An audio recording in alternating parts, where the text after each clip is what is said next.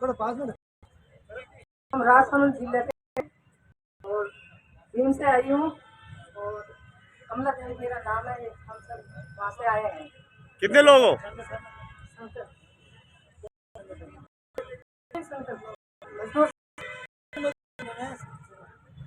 सबने जिंदाबाद मजदूर किसान शक्ति संगठन और लोकतंत्र शाला और राजस्थान नेशनल मजदूर यूनियन 30 लोग आए हैं। क्या बात है, चलिए जोर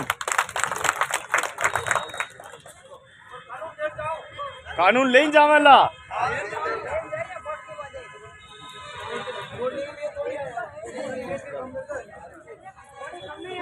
तो जवाबदेही कानून की मांग को लेकर देखिए सभी संगठन यहाँ पे आए हैं। सोहन जी यहाँ पे देखिए पूरे संगठन के नाम लिख रहे हैं, संख्या लिख रहे हैं। नमस्ते सभी को। हम कोटा से हैं और हम सद्भावना महिला विकास समिति से जुड़े हुए हैं और घरेलू श्रमिक संगठन जो उदयपुर में संचालित एक संस्था है उनमें ये मैम जो खड़ी है ये काम करती है। और हमारा जो काम है महिलाओं के लिए उनका कौशल विकास करके उनको स्वास्थ्य से लेकर सामाजिक स्तर तक इन सभी चीज़ों के लिए हम महिलाओं के लिए काम करते हैं। और बहुत खुशी हुई कि कोई ऐसी संस्था है जो सरकार को जवाब मांग रही है अपने कानून पास करवाने के लिए। बहुत खुशी हुई मुझे यहाँ पर आकर आप सभी लोगों से मिलकर। थैंक यू सो मच जिन्होंने मुझे यहाँ पे बुलाया और सभी को धन्यवाद। मैं राष्ट्रीय घरेलू कामगार महिला श्रमिक संगठन से हूँ। मेरा नाम रेहाना है और मैं चाहती हूँ कि जो घरेलू में काम करती है इन महिलाओं को भी मजदूर घोषित करे सरकार, ताकि इनको भी सारी सुविधाएं मिले जो एक मजदूर को मिलती है। ना तो इनका कोई मजदूरी तय है ना कुछ है। तो मैं चाहती हूँ सरकार कुछ ना कुछ घरेलू कामगार महिला श्रमिक संगठन के भी लिए करे। संख्या कितनी है? घरों में रोटी बेलने, खाना बनाने, बच्चों को रखने का, आया का काम करती है।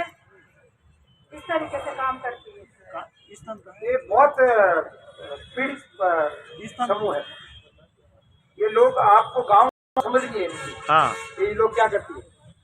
ये शहरों में जिनको ठीक ठाक तनख्वाह मिलती है, आटे बुड़ी की तनख्वाह मिले, खूब पैसा मिल रहा है, 60,000, 1 लाख, 1.5 लाख, 2 लाख, 3 लाख उनको तनख्वाह मिलती है। वो अपने घर का केवल खाने का काम करते हैं, बनाने का काम नहीं करते, झाड़ू पोछे का काम नहीं करते, बर्तन बासन नहीं धोते, कपड़े धोने को तो आजकल वॉशिंग मशीन आ गई, लेकिन बाकी काम वो किससे करवाते हैं। तो वो ये जो बहन करी है ना, ऐसे उनमें से कोई झाड़ू पोछा करने के लिए महिलाएं निकलती है। एक घर से बाहर नहीं पड़ता, तो वो जैसे ट्यूशन कराते हैं ना मास्टर, कि भाई तुम तो 12 से 2 आना, तुम 3 से 5 आना, तुम 6 से 8 आना। तो वो एक घर का टाइम आप आके एक घर में झाड़ू पोछा करती है, दूसरे घर में बर्तन धोती है, तीसरे घर में कपड़ा धोती है। ऐसे वही उनकी गुजारा है जिंदगी का। उनकी कोई सुरक्षा नहीं, कुछ भी। वो कभी भी मालिक उसको हटा सकते।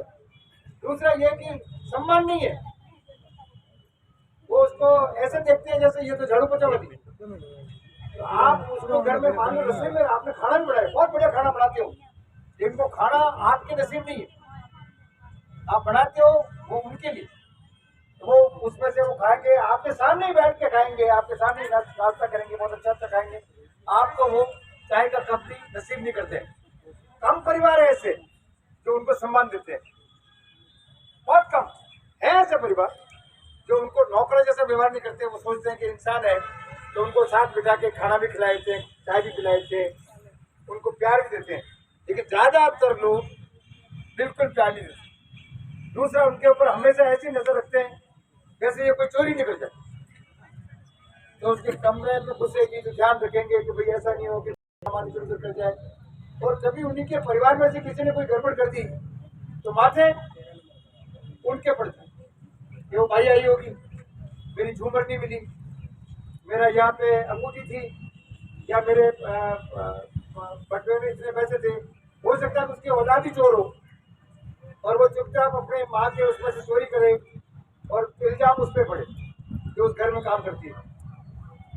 और कई बार तो इतनी हद हो जाती है कि पुलिस भी अपनी तरफ से इख्तियार देती है कि भाई आप घर में जो झाड़ू पोछा वाले रखते हो तो उनका पूरी का वो दो प्रूफ, उनका आधार कार्ड नंबर, उनका फलाना ये सब यार रजिस्ट्रेशन कराओ कि ये लोग पता नहीं आपके घर में क्या कर देंगे। कभी कभी कुछ गलत होता है, वो ऐसा नहीं है कि वो दुनिया में सब जगह चलता है। ये ऐसी बहनों के साथ में काम करते हैं और ये वो है जो गाँव, ये तो शहर की नहीं है, ये शहर की नहीं है, ये सब गाँव से गई हुई और गांव से वो लोग जा रहे हैं जिनका गांव में कुछ नहीं बचता, उनकी जमीन चली गई, उनको रहने के वहां पर झोपड़ा भी नहीं है, वो लोग शहरों में चले जाते हैं और वो कच्ची बस्ती में झोपड़पट्टी में आ रहा है। 6 महीने बाद और कहीं मिलेंगे, साल भर बाद और कहीं मिलेंगे। उनकी बस्तियों को कब तोड़ देते हैं कोई पता नहीं।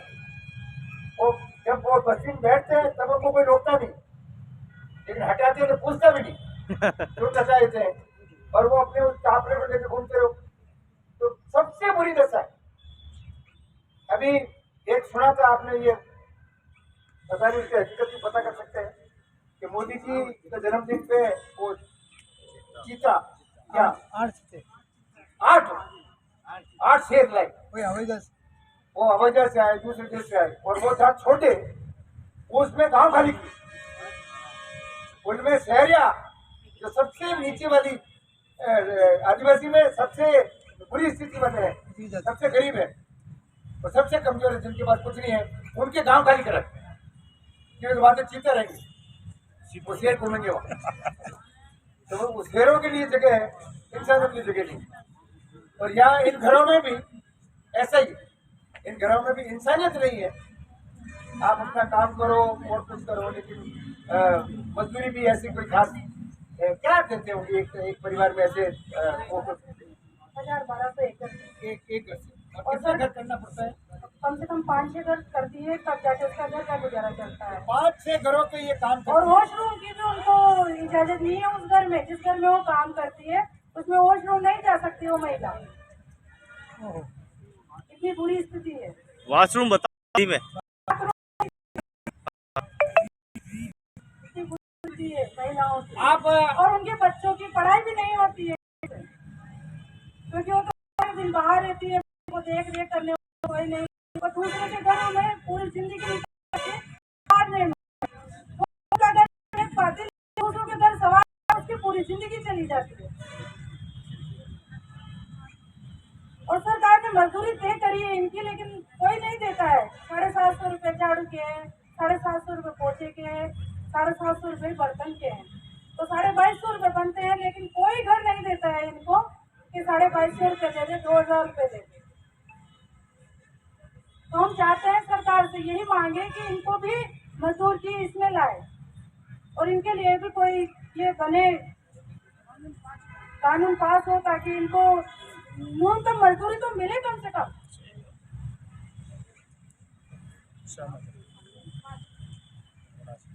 यहाँ हम सब इकट्ठा इसलिए हुए कि सब अपने अपने संगठन में, अपने अपने एरिया में, अपने अपने वार्डों में कहीं ना कहीं बहुत सारी परेशानियां हैं। ठीक है, यहाँ पे बहुत सारे लोगों ने अपने अपने संगठन के बारे में जानकारी दी, बहुत सारे लोगों ने अपनी समस्या बताई, लेकिन हम यहाँ पे किस लिए बैठे हैं? जवाब मांगने के लिए। लेकिन अभी मैं बैठकर ना तो किसी के मुँह से आवाज कर रही थी, शक्ति जिंदाबाद, किसी के मुँह से आवाज ही नहीं निकली। हम यहाँ पे कितने लोग बैठे हैं? हम किसके सामने है? ये दिखाओ हम क्या कर रहे हैं, किसके लिए आए, क्यों आए? आप बस सामने वाला कुछ बोल रहे हो, आप सुन रहे हो, कोई शक्ति है इसमें? हम यहाँ पे जिस चीज के लिए बैठे हैं उसकी आवाज वहां तक जानी चाहिए। ठीक है, तो अभी जोरदार तालियां एक बार बजा दीजिए हमारी संगठन दल के लिए और के लिए, इस संगठन के लिए जो हम सब के लिए लड़ रही है। Thank you so much. मजदूर एकता, मजदूर एकता, थैंक यू सो मच।